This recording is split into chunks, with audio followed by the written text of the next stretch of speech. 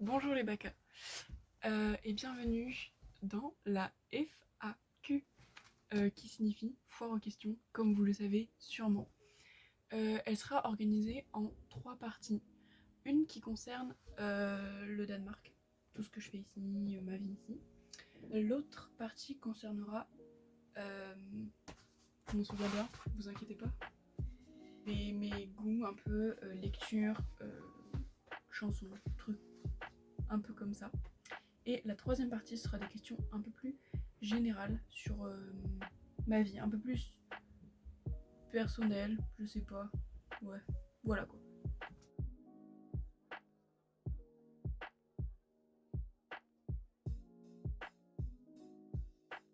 Première question posée par Lucie. Le climat. Le climat est approximativement le same. Bravo. Le même qu'en France. Enfin, en tout cas, le même que dans le Pas-de-Calais, quoi. Donc, genre là, il fait à peu près 25 degrés, l'été, tout ça. Et l'hiver, il fait genre froid et il pleut, mais il neige pas. Donc, c'est juste chiant. Voilà. Juste un truc bizarre sur les saisons. Euh, genre, nous, nos saisons, elles vont du 21 au 21, vous voyez, et c'est logique entre guillemets. Et eux, leurs saisons, genre, elles vont du 1er au 1er. Du coup, là, on est déjà en, en automne, parce que aujourd'hui, on est le 3 septembre, et on est en automne depuis genre le 1er septembre. C'était trop bizarre. Deuxième question. C'est passe-partout ici. Deuxième question. Les gens sont-ils heureux? Donc la réponse à la question les gens sont-ils heureux, je dirais oui. En tout cas, ils sont plus... Enfin, moi j'ai l'impression, des gens avec qui je parle, etc., que les gens sont plus heureux. Du coup, je pense que oui, les gens sont un peu plus heureux. Et après, je pense que ça a aussi à voir avec le temps de travail. En France, on fait du 8h, 18h, aussi bien à l'école que les adultes. Et ici, à 16h, tout le monde a fini de travailler. Enfin, certains commerçants travaillent encore jusque 18-19h comme en France. Mais sinon, tous les gens qui travaillent dans des entreprises privées ou à l'école, on finit max à 16h quoi. Et quand tu finis à 16h à l'école, c'est tard, genre vraiment.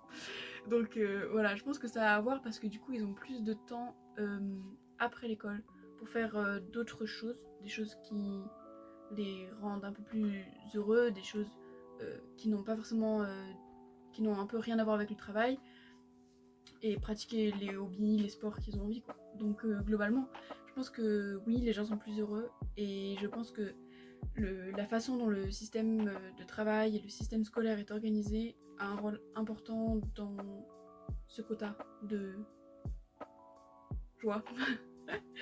Avec quel organisme je suis là? C'est une question un petit peu pratique.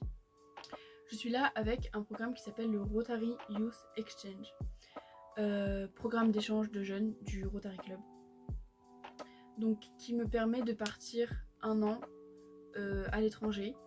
On fait des choix, mais on n'est pas sûr d'avoir ces choix-là. Donc par exemple, Suzanne, elle est aux États-Unis là pour un an comme moi, mais elle n'avait pas du tout demandé États-Unis. À la base, c'était pas du tout dans ses choix et il n'y avait pas de place dans les pays qu'elle avait demandé. Du coup, elle s'est retrouvée aux États-Unis. Bon, c'est pas dégueulasse, mais c'est pas ce qu'elle voulait. On part du coup pour un an. Qu'est-ce qu'on paye? Pas tant que ça.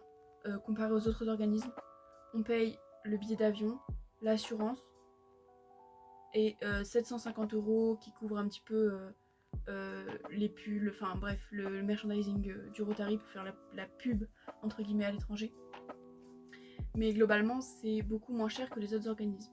Je suis pas forcément en accord avec les valeurs prônées par le Rotary.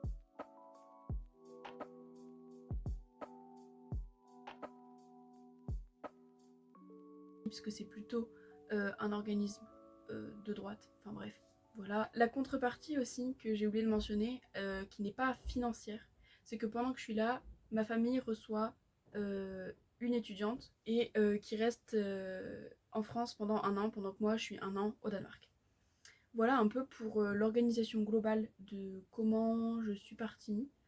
Et si vous avez d'autres questions sur ce sujet, vous pouvez juste mettre un commentaire et je répondrai en commentaire, il n'y a pas de problème. Et voilà, on arrive à la question suivante qui est pourquoi j'ai choisi le Danemark. Oui, parce que du coup, c'était mon premier choix et ça a été respecté. Et je suis la première du district français d'où on vient, qui est le district 15-20. Je suis la première à partir au Danemark. C'était mon premier choix, pourquoi un peu au hasard, parce que je savais que la destination c'était pas ce qui comptait le plus pour moi. Donc j'ai mis Danemark un peu au hasard. Mes autres choix c'était Suède, Italie, Argentine et Australie. Et aussi parce que Yuna est venue ici aux dernières vacances. Elle a fait un petit peu un tour du Danemark pendant 3 semaines, je crois. Elle dira en commentaire si elle a des choses à dire. Et elle en a beaucoup parlé et ça donne envie, les photos, tout ça. Voilà, mais en même temps, je savais que la destination n'était pas forcément le but de mon échange. Comment ça va avec la famille? Et bah, ça va très très bien. Je suis vraiment très contente de ma famille. Ils fonctionnent vraiment un peu comme ma famille en France, au niveau du ménage, de l'organisation, de la liberté de faire un peu ce qu'on veut quand on veut. Donc ça, je suis très contente. Mais le petit problème de cet échange, c'est que je change de famille 3 fois dans l'année. Enfin, j'ai 3 familles, donc je change 2 fois dans l'année. Et j'ai pas trop envie de quitter celle-là. Mais bon, c'est comme ça, c'est une part du contrat, je le savais. Et en attendant, bah, je vais profiter un max tant que je suis là. Et quand je changerai à la mi-novembre, j'ai quand même le droit de revenir ici pour manger et tout ça. Ils m'ont invité à Noël, enfin bref, voilà. Donc au final, même si j'ai pas trop envie de changer, je sais que je resterai quand même en contact avec eux, parce qu'ils sont vraiment adorables. Le truc qui me manque le plus, au début la nourriture, vraiment, parce qu'il n'y a pas beaucoup de sucré. Je commence à m'y habituer et aussi la famille ils ont compris que j'aimais bien le sucré, du coup ils font plus de gâteaux, etc. Et ce qui me manque le plus, c'est un petit peu bizarre, c'est juste de comprendre et d'être à l'école. Genre, l'école française me manque pas pour le système, comment il fonctionne, etc. Mais ce qui me manque, c'est juste d'être investi dans le cours, de pouvoir participer, de donner des réponses, de pouvoir bien faire correctement les devoirs et de comprendre quelque chose, quoi, d'apprendre des trucs. Parce que là, je suis un petit peu spectatrice et un peu passive en cours. Et j'aime pas trop ça. Mais bon, ça va évoluer en même temps que l'apprentissage de la langue. Et normalement, d'ici 1 ou 2 mois, je serai déjà un peu plus capable de participer en cours. Et là, je sens déjà que cette dernière semaine, je réussissais un petit peu plus à être investie dans les travaux de groupe que j'étais avant. Je reviens entre le 20 et le 30 juin, enfin fin juin, mi-juin, fin juin. La liste de tout ce que je veux faire au Danemark, ah oui, c'est une question de Madeleine. J'ai fait une bucket list qui a été donnée aux membres du Rotary Club qui m'accueillent ici. Et ils vont m'emmener un petit peu partout où je veux. Et je vous mets la bucket list maintenant.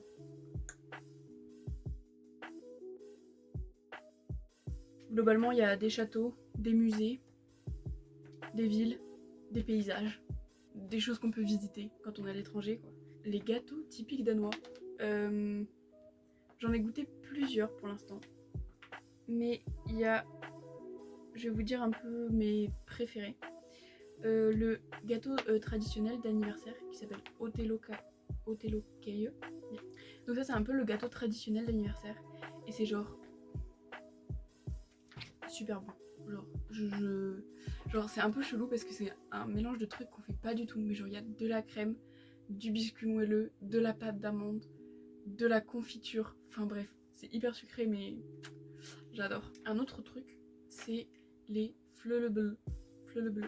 C'est un peu genre du marshmallow, du chamallow un peu au milieu, enrobé dans du chocolat. Et j'en avais ramené pour mon anniversaire à l'école. Et c'était la première fois que j'en goûtais. Et après j'en ai mangé plein d'autres. Mais c'est genre vraiment super bon. Et le dernier truc, c'est un espèce de gâteau long comme ça, à la cannelle, qui s'appelle Cannelstang. Ah bah, je suis pas sûre de l'accent, mais voilà. J'aime. Et dernière question de cette partie, qui a été posée par Yuna un peu en dernier recours, 1 heure avant la fin de la boîte à questions. Ma journée type, c'est réveil à 6h30. Je mets 20 minutes à sortir du lit, donc je me réveille vraiment à 6h50.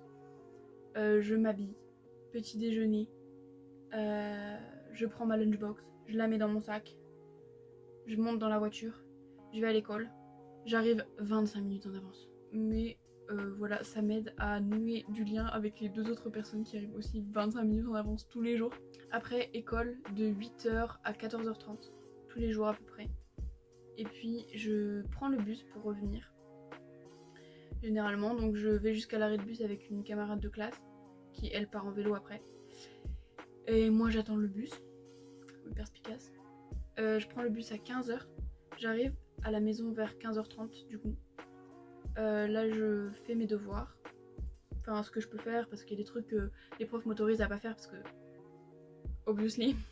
Du coup voilà, je fais mes devoirs. Après ils rentrent, généralement les parents rentrent du travail et à ce moment là je reste en haut et je discute avec eux. On mange à 18h donc voilà. Après 18h souvent on fait des jeux et après je vais me coucher. Je lis un peu avant d'aller dormir et je fais dodo. Voilà pour la première partie de la FAQ. Nous allons maintenant passer à la seconde partie qui sera normalement un peu plus courte.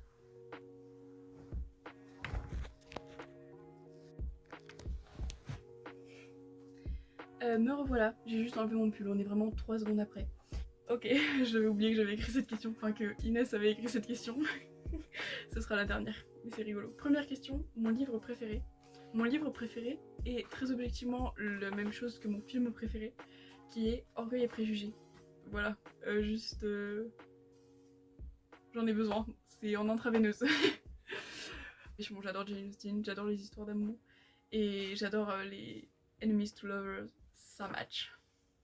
Lecture la plus émouvante. Je pense à plusieurs choses.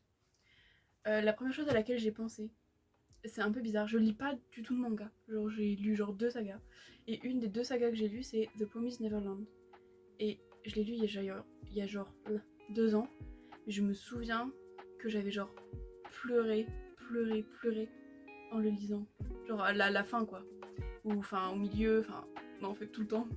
Oui, bah je me souviens. Donc je pense que ça c'est vraiment la première chose qui m'est venue à l'esprit. Après, quand j'ai lu Call Me By Your Name, juste parce que c'est juste... Voilà, je peux pas expliquer, c'est comme ça. Et le troisième truc qui me vient à l'esprit, c'est Le Monde de Charlie. Parce que quand je l'ai lu en français pour la première fois, je l'ai pas encore lu en anglais, mais quand je l'ai lu en français pour la première fois, genre ça matchait hyper bien avec mon état d'esprit du moment.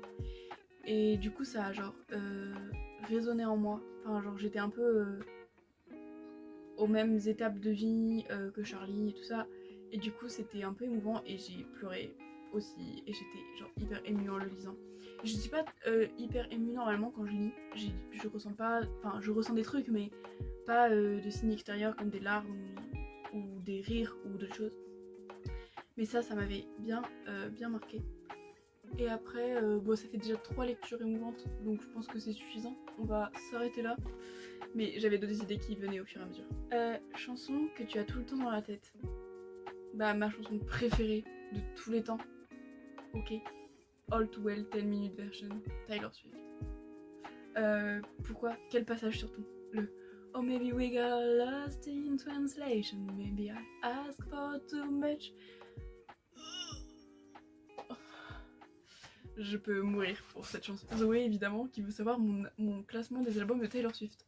Je tiens à préciser que ce classement évolue constamment. Donc, pas de jugement. Du premier au dernier.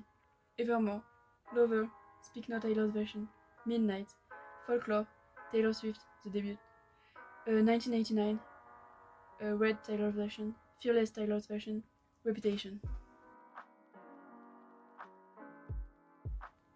Je suis désolée pour les Reputation, Stan, but... Non, ça passe pas. Et la dernière question, la plus rigolote, posée par Inès. Pourquoi j'aime les red flags? Si vous avez la réponse, allez-y, en commentaire. Ok, je vais faire la dernière partie comme ça, parce que je ne sais pas, j'ai envie. Du coup, la dernière partie, c'est un peu des questions un petit peu qui sortaient des groupes, enfin des groupes que j'ai fait précédemment. Du coup, je les ai toutes mis ensemble. La première question, c'est est-ce que ça va? Et j'aurais peut-être dû commencer par répondre à cette question au tout début de la vidéo, mais je le fais maintenant. Oui, ça va. Globalement, ça va.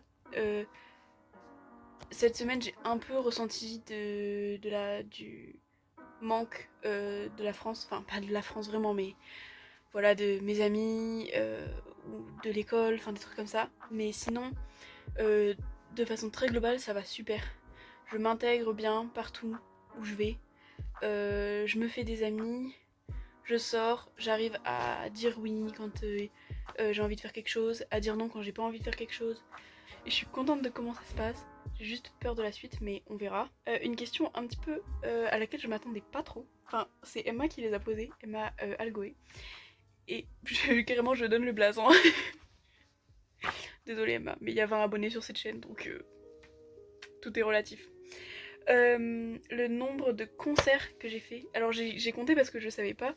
Et j'en ai fait 10 dans ma vie entière. Pas de jugement, mais je vais vous les citer, c'est rigolo. Un petit peu les premiers, c'est rigolo. Je suis allée voir 2 fois Tal en concert. Je suis allée voir Shaim. J'écoutais même pas, hein. Je connaissais même pas. J'ai écouté l'album une semaine avant d'aller la voir en concert. J'avais genre 10 ans, j'étais en mode ouais super, je vais la voir en concert. Je savais pas qui c'était. Les Kids United, j'étais big fan. Genre j'avais des posters et tout ça. Après j'étais un petit peu amoureuse d'Esteban. Donc bon, tout s'explique. Mais les Kids United, c'était mon 4e concert. Après, je suis allée voir aussi Angèle avec Emma, l'autre Emma, pas cette Emma qui a posé la question, une autre Emma. Et c'était genre incroyable parce que... Bah Angèle quoi. Rien à dire. C'était parfait. Je suis allée voir Pomme avec Lucie cette année. J'ai aussi vu Clara Luciani, Gaël Faye, Oshi. Et juste avant, enfin 2 semaines avant de partir au Danemark, j'ai vu les Blackpink en concert.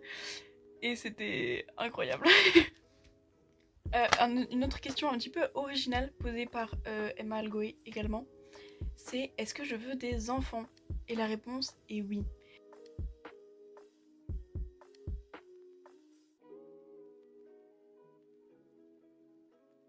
Et la dernière question, celle que vous attendez toutes et tous, bon j'en suis pas sûre du tout, mais quand est-ce qu'est le prochain vlog?